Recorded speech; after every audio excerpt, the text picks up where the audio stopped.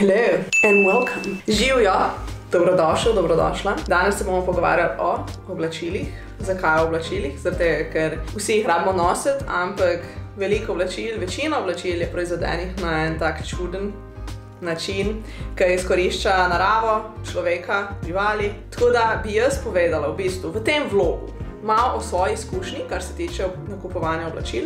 Potem bom odgovorila na par vprašanj, katera ste mi postavili na Instagramu. Pa par takih modrih nasvetov bom delila. Da se na kratko sem predstavim, moje ime je Klara, sem fotografinja pa ustvarjalka vsebin iz Dolenjske in več o meni lahko najdeš na mojem Instagramu. Pa dajmo kar začeti. Jaz bi začela za svojo zgodbo, kdaj sem jaz sploh začela razmišljati o oblačilih kot o nečem več kot zgolj o eni cunci, ki jo kupiš v eni poceni trgovini in jo potem nosiš in vržeš stran. To je bilo leta 2015, ko sem šla v Jordanijo. Tam sem delala kot prostovoljka z begunci in bila sem v družbi samih prostovoljcev iz celega v bistvu sveta, cele Evrope. In med drugim je bila moja cimra Staša zelo usmerjena v to, da se je izobraževala o velikih alternativnih načinih življenja, kot tudi o vseh nepravicah, ki se dogajajo na svetu. Jaz sem torej takrat, koliko sem bila takrat stara? 24, 23. Prvič prišla v stik z nekimi nepravicami, ki se dogajajo in med drugim tudi o oblačilih. Tako takrat se prav spomnim, da sem prvič gledala ta dokumentarc True Cost. Tako da s tem se je začelo, torej začela sem malo razmišljati. Potem pa kaj se še v Jordaniji zgodilo. Tam imajo res ogromno second hand tržnic, pač sem noro, koliko je tam oblačil. Tako da jaz sem si tam nakupila tako 2 kufra com, po mojem, sem zvlekla domov iz Jordanije. In jaz sem se potem leta 2016 na začetku odločila, da v bistvu bom nehala kupovati oblačila za 1 leto. Ampak kakršnakoli oblačila. To pomeni niti second hand, niti iz trgovine. Zakaj sem se to odločila? Ker sem pač videla, da imam zelo veliko oblačil, tisto, kar sem tam kupila, tisto, kar sem imela doma v Sloveniji. In sem si rekla, zakaj kupovati še več. Dajmo 1 leto narediti kot test. Ta test je v resnici potem trajal skoraj 2 leti, ker enostavno sem imela dovolj oblačil. In res sem v tistih 2 letih veliko oblačil, ki so mi bila res cool znosila do konca. Potem veliko oblačil sem podarila naprej, ker sem videla, tu mi tle leži in mislim, da enkrat nekaj se bo zgodilo, ali da bom bolj suha, ali da bom bolj debela, ali da bom nek stil, ki je včasih bil moj stil, pač spet posvojila, pa ga ne. Tako da se je velikokrat spremenilo in sem naredila eno čistko omare. Torej, ta challenge je trajal od 2016 do 2017, se mi zdi, 2018. Potem pa jaz skozi do zdaj, do tega trenutka, ful bolj premišljeno kupujem oblačila. Kaj pa zdaj to pomeni? Kot prvo, večina stvari nosim rabljenih. Torej, so iz druge roke, ali so podarjene, ali jih kupimo v trgovinah. Bom tudi kasneje povedala, kje. Kot drugo, pa še vse nekatere stvari pač moraš kupiti.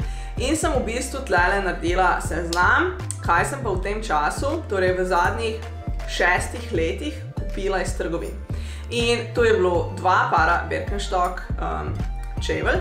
Zakaj? Kupila bi samo enega, ampak so mi ene zgubili na avionu v prtljagi, tako da od tega sem mogla kupiti potem še ene. Potem sem kupila si sobne copate.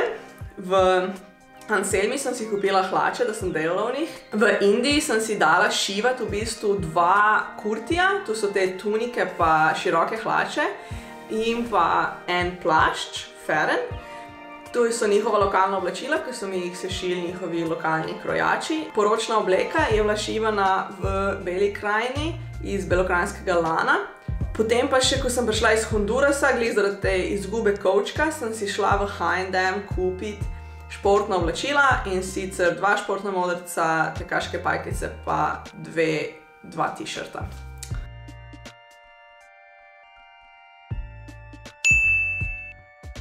Mislim, da je to od novih stvari, ampak you kind of get the picture, ne? Tu govorimo zdaj res o obdobju 6 let. Ja, zdaj bi pa šla kar na vprašanja, ki ste mi jih postavili na Instagramu in prvo, ki se mi zdi, da bo za vse vas zelo zanimivo je, v katerih second hand trgovinah v Sloveniji kupujem.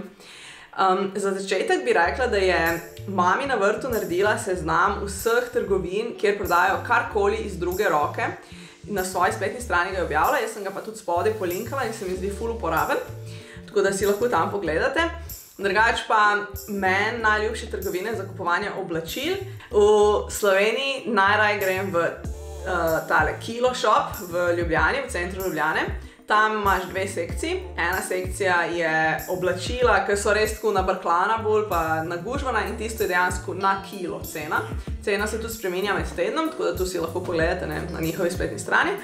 V prvem delu trgovine imaš pa bolj izbrane kose oblačil, kjer pa tudi včasih lahko kaj zanimivega najdeš. Tako da tam je ena najljubših. Potem v Ljubljani grem še rada pogledati v Textile Shop. Tam je tudi, če imajo kakšno akcijo, kakšno znižanje, dobiš tu hude stvari za ful pocen.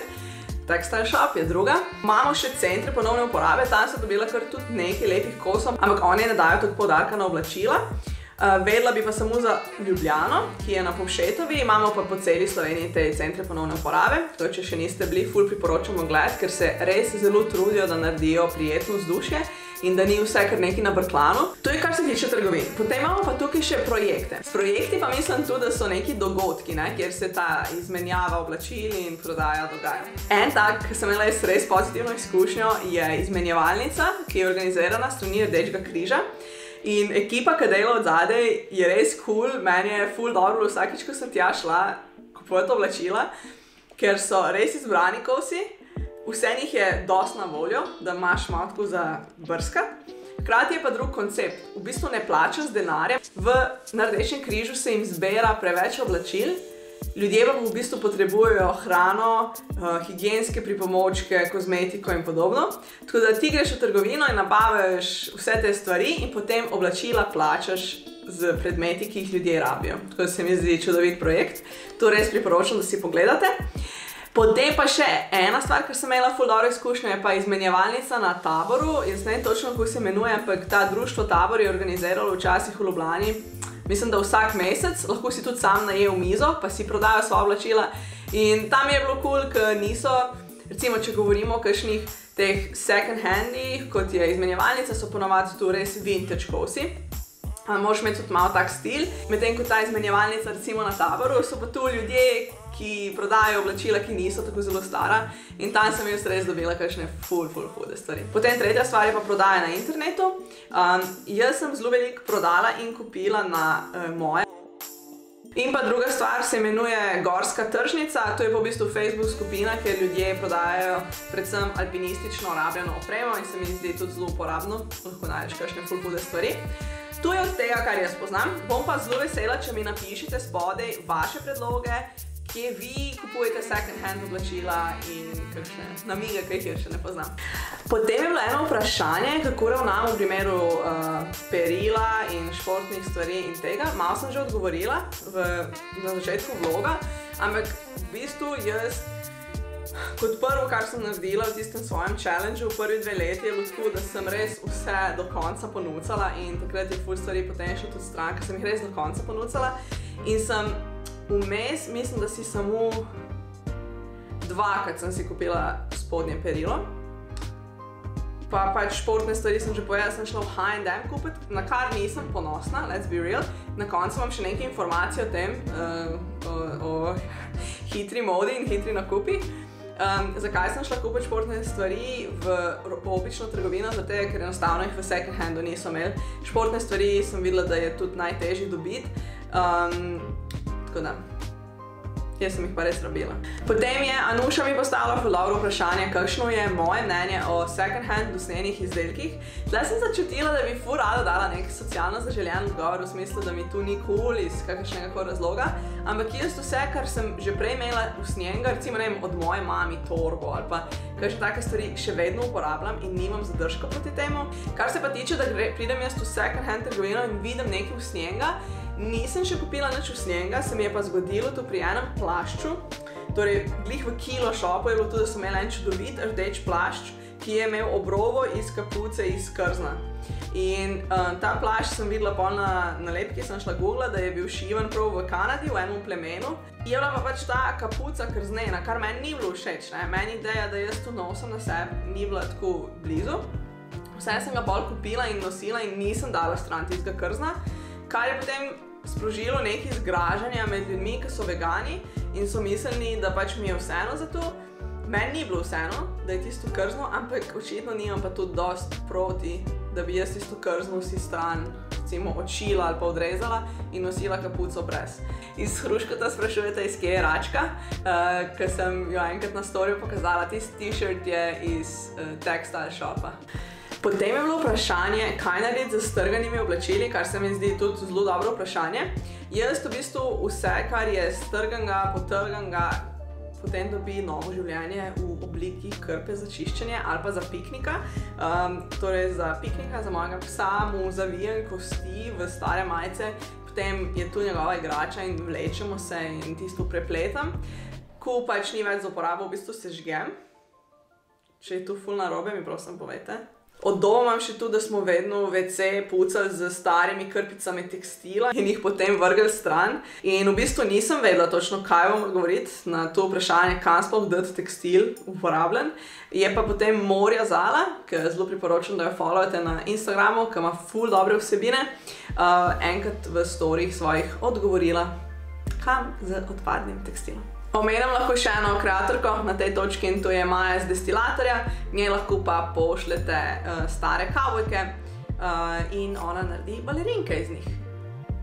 Spodaj polinkano vse. Potem je bilo eno vprašanje, kako dobiti kvalitetne stvari iz druge roke in tu hočem razbiti ta mit, ker velikrat vsi mi, ki smo malo tako hipi in recimo jaz vem, da imam malo ekscentričen stil oblačenja in navlečem nase marsikaj, ne.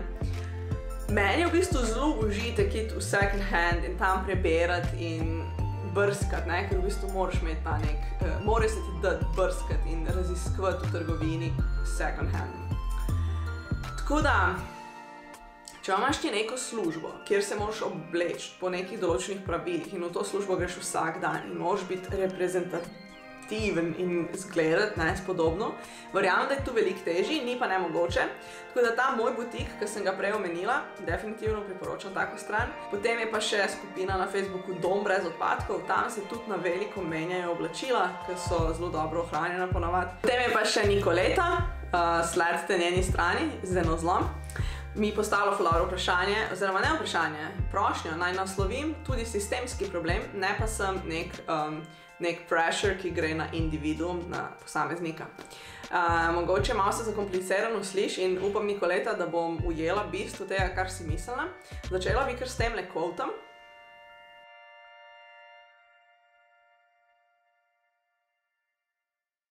Ta quote je meni zelo všeč, ker ful dobro zajame.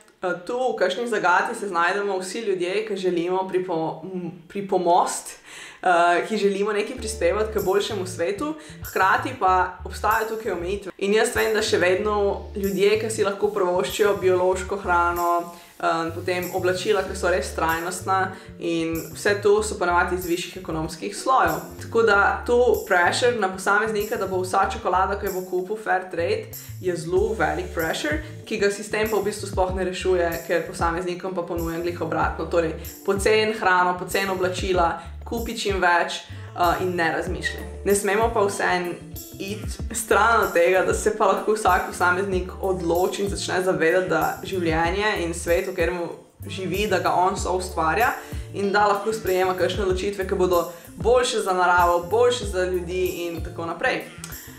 Kar pa mogoče tudi želim s tem povedati je, da eno stvar pa lahko si vsi privoščimo in to je, da kupujemo manj. Tu mi je tako najbolj pomembna stvar in jaz sem z tem projektom z oblačili potem prenesla tudi na druge aspekte svojega življenja, tudi kar se tiče vseh drugih materialnih stvari in gre res za potrebuj manj. Še vedno, kdaj kupim kaj, ki mogoče ni tako potrebno, ampak tu je tako ničelno, da je potem moj čas veliko bolj cenjen, ker čas, ki ga namenim za delo, ki je plačano, potem ta denar ne gre v nič, ampak gre v stvari, ki mi res pomenijo.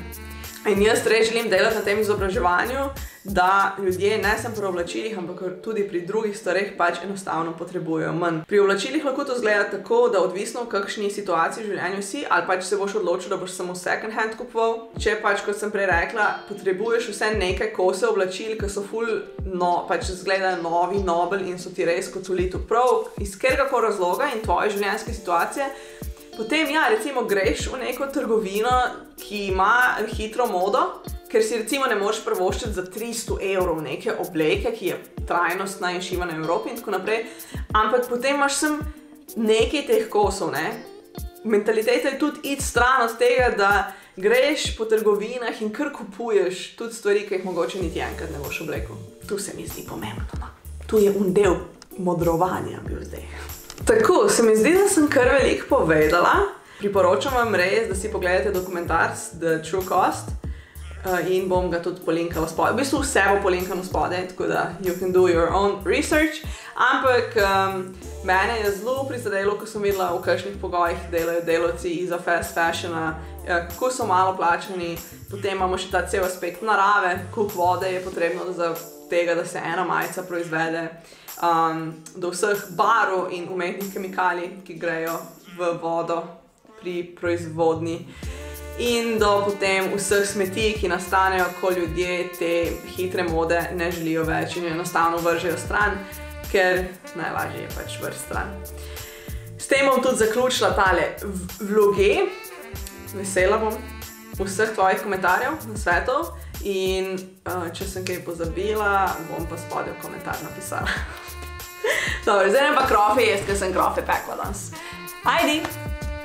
Čau!